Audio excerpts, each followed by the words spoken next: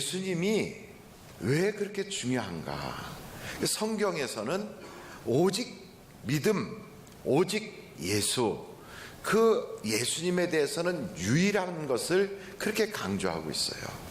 예수님 스스로가 뭐라고 말씀하시냐면 내가 곧 길이요 진리요 생명이요. 그래서 나로 말미암지 않고는 아버지께로 갈 수가 없다. 그러니까 예수님만이 길이다. 예수님은 유일하신 길이에요. 그것을 성경은 우리에게 말씀하고 있어요. 예수님만이 죄로부터 구원해 주시고 저주로부터 심판으로부터 구원해 주시는 오직 그런 분이라는 거예요. 이 세상에 마호메트나 공자 선생님이나 석가모니 선생님이나 이런 분들은 죄를 사해 준다든지 혹은 그들의 무슨 저주를 물러가게 한다든지 이런 얘기를 하신 적이 없어요. 그분들은 다 스승으로서 좋은 가르침을 가르치셨지 우리를 심판으로부터 구원해 주겠다 이런 얘기 안 했어요.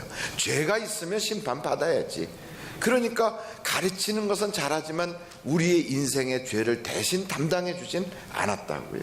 그런데 예수님께서는 우리의 죄 그리고 우리의 저주, 우리의 모든 그런 심판을 완전히 없애주시고 우리를 구원해 주신 분이에요. 그래서 오직 유일하신 구원자시라고요.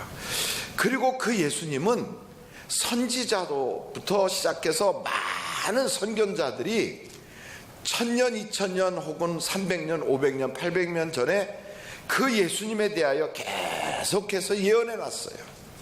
이분은 이렇게 오신다. 베들레헴에 오신다. 이분은 다윗의 후손으로 오신다. 이분은 처녀의 몸에서 나신다. 원래 그렇지만 이분은 육신을 가지고 계시긴 해도 원래 태고 때부터 계셨던 분이다. 이런 예언을 끊임없이 해놨어요. 그래서 그 예언의 결과로 이 땅에 오신 유일하신 분이에요. 뿐만 아니고 죽었다가 살아나신 분도 오직 예수님밖에는 없어요. 그러니까 예수님만이 우리에게 유일한 것이 구원자로서 유일하고 천국 가는 길로서 유일하고 하나님을 만날 수 있는 오직 유일한 분이시고 그리고 또 예수님만이 죽었다가 살아나신 분이단 말이지요. 그걸 보면 이렇게 예수를 우리가 믿게 됐고 그분이 이 땅에 육신을 가지고 성탄절에 오셨다는 그 사실은 우리 인류 역사에 너무나도 큰 사건이고 너무나도 귀한 하나님의 은혜예요. 할렐루야. 그저께 금요일 날 우리 성도들이 산기도를 갔었잖아요.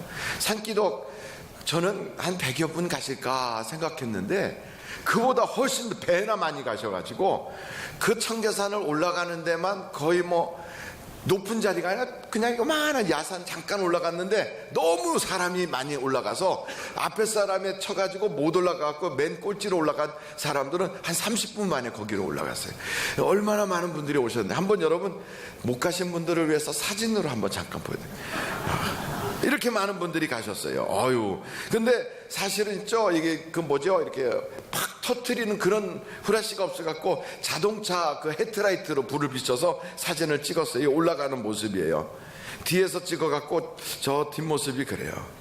이게 이제 밤이라 사진이 제대로 나오질 않아서 얼굴들이 우중충해 보이지만 아주 행복해 하시고, 너무너무 아주 기쁨으로 올라가는 거예요. 전체적인 이제 이렇게 모여서들 기도하시는 모습인데 이런 모임으로 한 4군데에 크게 이렇게 흩어져서 이제 4군데로 이렇게 모였어요. 흩어져 갖고 기도하시고 나중에는 또 내려오셔서 오뎅도 먹고 그랬어요. 저는 생각할 때 갔다 오신 분들은 너무 좋아서 오늘 아마 여러분들하고 티타임 갖게 되면 그 이야기를 하게 될 거예요. 얼마나 은혜를 많이 받았는지, 얼마나 기뻤는지, 그렇게 좋은 일들이 많음에도 불구하고 요만큼 기도응답이 잘 안 되든지 혹은 늦어지면 그것 가지고 하나님을 불평해요. 여러분 감사할 줄 모르면 안 되는 거지요. 우리가 주의할 게 있어요. 3가지를 주의해야 되는데 영적으로 우리의 마음에 지방이 이렇게 껴가지고요, 그 하나님이 이 시대를 이끌어가는 걸 잘 모르는 것, 이거를 주의해야 돼요. 한번 여러분 성경을 좀 찾아보면 좋겠는데 성경 마태복음 16장 1절서부터 한번 보시겠어요? 마태복음 16장 1절부터요. 한번 읽어보겠습니다. 시작. 바리새인과 사두개인들이 와서 예수를 시험하여 하늘로부터 오는 표적 보이기를 청하니 예수께서 대답하여 이르시되 너희가 저녁에 하늘이 붉으면 날이 좋겠다 하고 아침에 하늘이 붉고 흐리면 오늘은 날이 굽겠다 하나니 너희가 날씨는 분별할 줄 알면서 시대의 표적은 분별할 수 없느냐.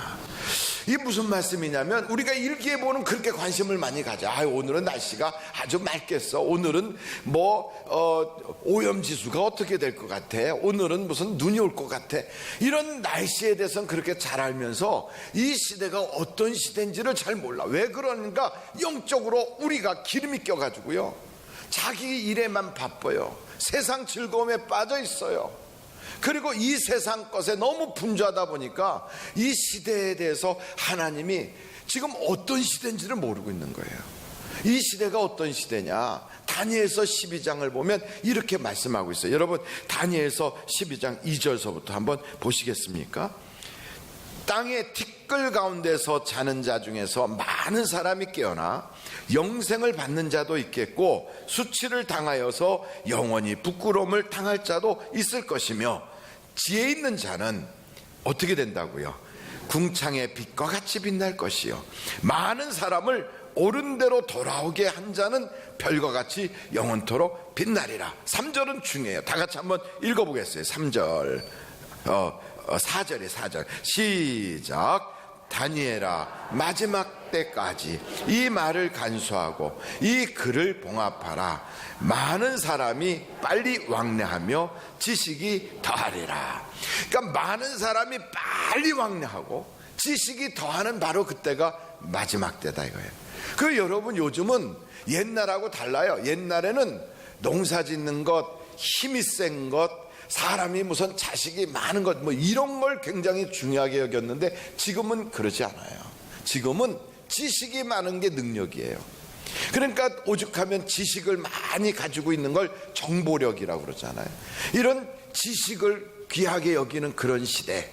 그리고 많은 사람들이 한두 사람이 아니에요. 많은 사람들이 빨리 왕래해요. 그냥 남미도 갔다 오고 또 저 미국도 갔다 오고 유럽도 갔다 오고 아시아도 갔다 오고, 그것뿐이 아니라 이게 그냥 서울에서 그냥 차 타고 쉑 하고 부산도 갔다 오고 얼마나 많은 사람들이 이동하는 사람들이 많은지.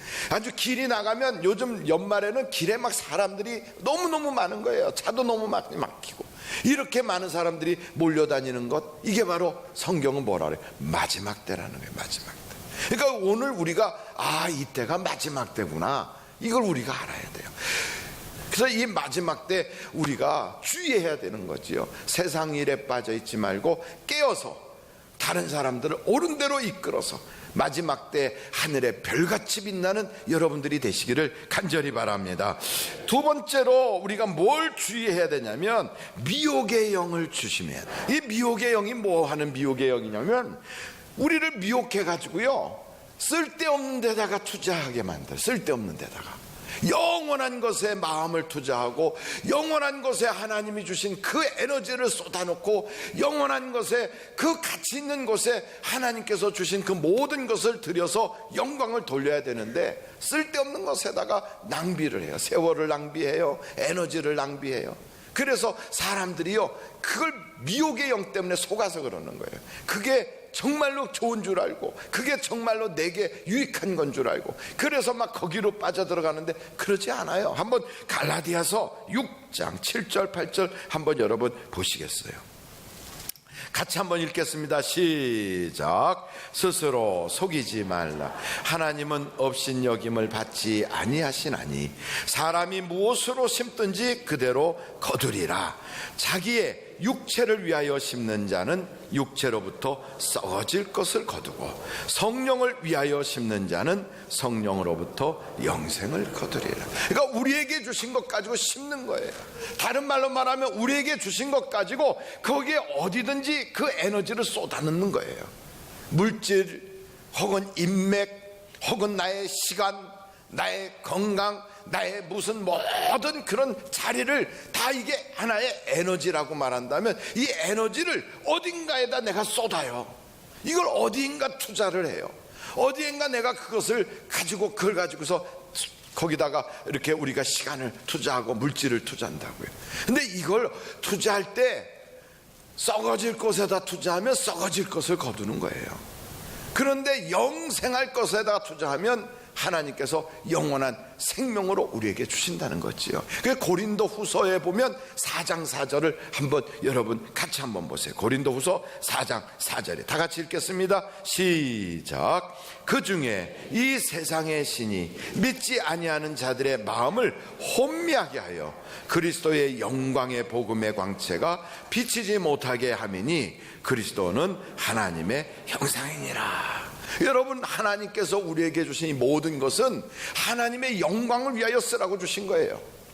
그래서 우리에게 주신 시간도 물질도 내 모든 자리도 그리고 내게 있는 모든 자원도 이게 다 하나님의 영광을 위하여 쓰라고 주신 거예요. 그 영광을 위하여 쓰라고 주셨는데 혼미케 하는 영이 싹 들어와 가지고 그래가지고 우리를 에너지를 낭비하고 세월을 낭비하게 만들어요. 사실 우리에게는 공통적인 사명이 있어요. 공통적인 사명. 그 사명이 뭐냐면 하나님을 영화롭게 하는 사명이 있어요. 하나님께 영광 올리는 사명이 있어요. 그게 영광을 올리고 영화롭게 하는 것이 우리의 사명이라 이사야에서 보면 우리를 만드신 목적이 영광 받으시려고 만드는 거거든요. 그럼 이 땅에 온 우리가 이 땅에 왜 왔느냐? 잘 먹고 잘 살려고 왔느냐? 꼭 그게 아니다 이 말이죠. 근데 마귀는 이 혼미케 하는 영은 속여요. 그래갖고 자꾸만 그냥 이 땅에 거기다가만 썩을 것에다만 투자하게 만들어요. 근데 우리가 깨달아야 돼. 하나님이 날 이 땅에 보낸 것은 영광을 받으시려고 원했어. 그래서 내 달려갈 길이 나는 세상 사람들과는 달라. 내가 지켜야 될 것은 이 세상 사람들과는 달라. 내가 싸워야 될 인생의 그 선한 싸움이 있는데 이것은 이 세상 사람들이 말하는 그런 생존 경쟁의 싸움하고는 전혀 달라. 나는 내가 싸워야 될 것은 선한 싸움을 싸우고 내가 지켜야 될 건 믿음을 지키고 내가 달려갈 길은 하나님의 말씀을 따라가야지 마음이 원하고 육체가 원하는 대로 살아서는 절대로 안 된다.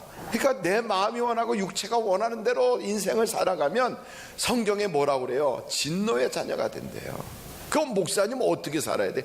하나님이 말씀하시는 대로 따라가야 되는 거예요. 그래서 말씀이 원하는 대로 따라가야지 내 마음이 원하고 육체가 원하는 대로 따라가면 그건 진노로 가는 길이에요. 그럼 하나님의 말씀은 뭐라 그럽니까? 너는 이 땅에 사는 동안 영원한 것을 위하여 영광 올리도록 그렇게 만들어진 존재야. 나는 그런 자구나. 하나님이 나를 통하여 찬송 받으시려고 나를 이 땅에 보내셨어. 그런 거구나. 이걸 깨닫고 그 길로 걸어가야지. 세상에 살다가 어려우면 낙심하고 불평하고 그리고서 그 물질 있으면 그냥 자기의 육신에다만 투자하고 쾌락을 위해서만 투자하고 이렇게 인생을 살면 허무해지는 거죠. 썩을 것에다가 투자하면 썩을 것을 거두는 거예요. 영원하도록 있는 것에 투자하면 영생을 거두는 거예요. 제일 미련한 게요, 남한테 속는 게 아니고 자기한테 속는 게 제일 미련해요. 자기가 자기를 속여. 이게 뭐예요? 미혹의 영에 속아서 그래. 그러니까 남이 나를 속이는 것도 참 속상한 일인데 그게 아니고 자기가 자기를 속여. 근데 그 자기가 뭐예요? 자기 마음과 자기 육체예요. 이걸 가지고 영적으로 자꾸만 이렇게 하는 거죠. 그러니까 성경에 뭐라고 그럽니까? 너희는 이 세대를 본받지 마라. 하나님이 나에게 원하시는 온전한 뜻이 뭔가 그걸 한번 분별하도록 해라. 우리가 그 분별력을 가져야 돼요. 마지막으로 우리가 주의해야 될 게 있어요. 그 마지막 우리가 주의해야 될 건 세미한 소리를 주의하자. 다시 한번 저를 따라해보세요. 세미한 소리를 주의하자. 그러니까 우리는 세상에 막 요란한 소리에 너무 귀가 막 확 열려 있어요. 막 촛불시 태극기 휘둘르고 막 이러는 거에 막 세상에 막 굉장한 바람 소리, 지진 소리, 막 땅을 지축을 흔들 것 같은 소리, 이런 데 마음을 빼앗기거든요. 근데 그보다 중요한 게 있어요. 세미한 음성이에요. 한번 여러분 성경 열왕기상 19장 11절부터 한번 보시겠습니까? 열왕기상 19장 11절 한번 같이 읽겠어요. 시작. 여호와께서 이르시되 너는 나가서 여호와 앞에서 산에 서라 하시더니 여호와께서 지나가시는데 여호와 앞에 크고 강한 바람이 산을 가르고 바위를 부수나 바람 가운데 여호와께서 계시지 아니하며 바람 후에 지진이 있으나 지진 가운데에도 여호와께서 계시지 아니하며 또 지진 후에 불이 있으나 불 가운데에도 여호와께서 계시지 아니하더니 불 후에 세미한 소리가 있는지라. 그 세미한 소리를 통하여 엘리야를 이끌어가고 그 세미한 소리를 통하여 주변의 나라들을 변화시켜요. 그러니까 우리는 막 세상의 바람소리, 정치바람, 경제의 바람, 뭐 이런 여러 가지 막 바람이 있어요. 유행의 바람. 그런 것들이 막 쫙 불어닥치면 이게 하나님의 소리인 줄 알고 막 거기로 막 휘둘려요. 그러다가 땅을 지축을 흔드는 것처럼 막 움직여지는 지진 같은 게 일어나면 그게 지진이 무슨 경주에서 일어나거나 저 후쿠시마 이런 데서 일어나는 지진이 아니라 이런 어떠한 세상 사람들이 막 지축을 흔들 것 같은 그런 세대로 막 밀고 오는 그런 지진 같은 것이 일어나면 우리는요 그런데 휘둘려요. 그런데 그런 데선 하나님의 역사가 아니더란 말이죠. 막 불 같은 게 막 확 일어나면 뭐 대단하잖아요. 거기에 막 사람들이 이 세상을 완전히 태워버릴 것 같은 이런 불에 막 우리가 휘둘려요. 근데 그게 아니고 하나님이 어디에 주의하라? 세미한 소리에 귀를 기울이라. 이거 세미한 소리. 그 세미한 소리는 다른 소리가 아니에요. 우리의 영혼에서 들리는 소리. 영혼에서 우리의 영혼에서는요 육체에 갇혀서 소리가 안 나는 것 같지만 성령께서 들으시면 우리 영혼의 소리를 들으셔서 탄식한다는 거예요. 나는 이렇게 인생 살고 싶지 않아. 나는 이렇게 죄 짓는 인생으로 살다가 지옥에 떨어지거나 아니면 나는 하나님 앞에 책망받고 싶지 않아. 내 영혼에 부르짖음이 있어요. 이걸 들을 수 있어야 돼. 하나님 나 좀 성령으로 충만케 해주세요. 하나님 나도 하나님을 기쁘시게 하는 삶을 살게 해주세요. 내 영혼 기쁨 속에서는 이 세미한 소리가 들린다 이 말이에요. 들려요. 그러니까 우리 주님이 그러잖아요. 만약에 이 영혼의 소리를 들을 수 없으면 저 돌들이 소리를 치리라 그래. 돌들이. 그래요. 우리는 그 소리를 못 들어요. 막 세상에 있는 모든 피조물들이 막 외치는 거예요. 이 세상에 있는 모든 나무 그리고 돌, 산 이런 것들이 막 외쳐요. 뭐라고 외칩니까? 너는 하나님의 뜻대로 살아라. 하나님이 기뻐하는 길을 걸어가라. 우리에게 외쳐요. 그런데 우리는 그 소리보다는 세상 소리가 너무 크니까 거기에 마음을 뺏길 때가 많다고요. 성경을 한번 여러분 같이 볼 수 있으면 좋겠어요. 로마서 8장 22절. 로마서 8장 22절. 같이 한번 읽겠어요. 다 같이 한번 우리가 같이 읽겠습니다. 시작. 피조물이 다 이제까지 함께 탄식하며 함께 고통을 겪고 있는 것을 우리가 아느니라. 그래요. 우리는요 하나님을 믿기 전에 우리의 인생은 내가 하나님을 믿기 전에는 대한민국 이 땅이 지금의 서울 인구도 되지 않는 그 조그만 인구를 가지고도 먹여 살리지 못하는 마치 저주받은 땅처럼 조그만 질병이 돌면 전 곳이 막 역병이라고 그래서 사람들이 죽어나갔어요. 그리고 이 땅에서 먹여 살릴 수가 없어서 가난과 기근으로 사람들이 막 죽어나갔어요. 그러니까 홍경래의 난, 임꺽정의 난, 그리고 만적의 난 이런 난들이 막 역사에서 막 일어난 이유는 먹고 살 수가 없으니까 일어난 거예요.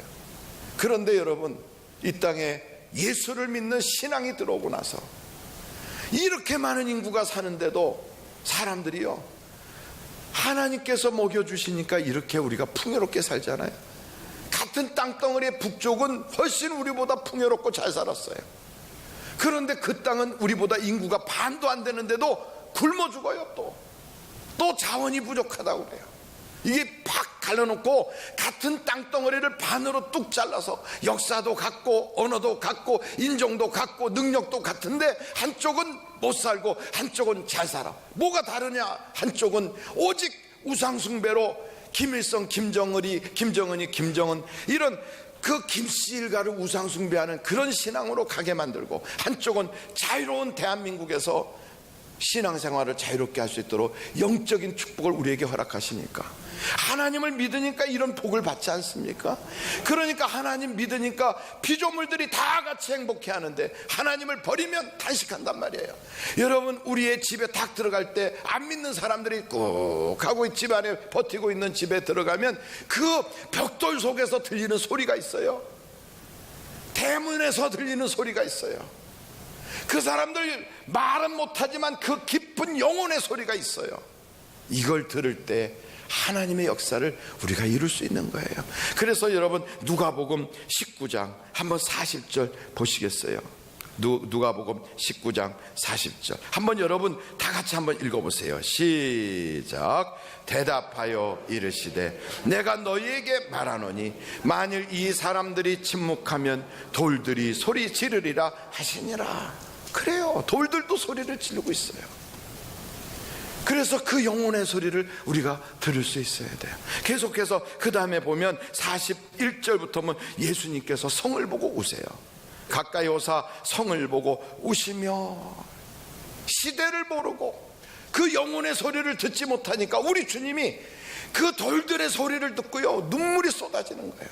여러분, 정말로 영적으로 깨어있는 사람은요, 그 사람 영혼 구원받지 못해갖고 지옥 갈 거 생각하면 눈물이 쏟아지게 돼 있어요. 이야, 우리 예수님이 이 땅에 그 육신으로 오실 때 그냥 오신 게 아니에요. 하늘의 영광 다 버리고 가난뱅이 집안에 한 여자의 몸을 통하여 환영받지 못해서 동네에서도 아무도 받아주지 않는 그런 그 나그네의 몸으로 이 땅에 오셔가지고 짐승의 우리에서 출생하셨다고요.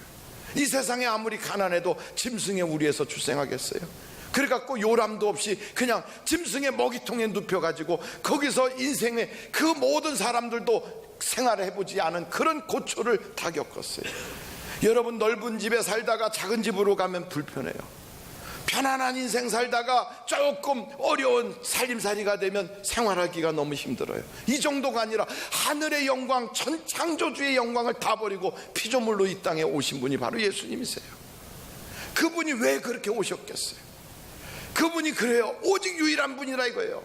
구원해 줄 수 있는 오직 유일한 분, 하나님을 만나게 할 수 있는 오직 유일한 분, 그리고 우리에게 정말 죽었다가 살아나서 그분이 하나님이라는 걸 확실하게 보여주신 오직 유일한 분.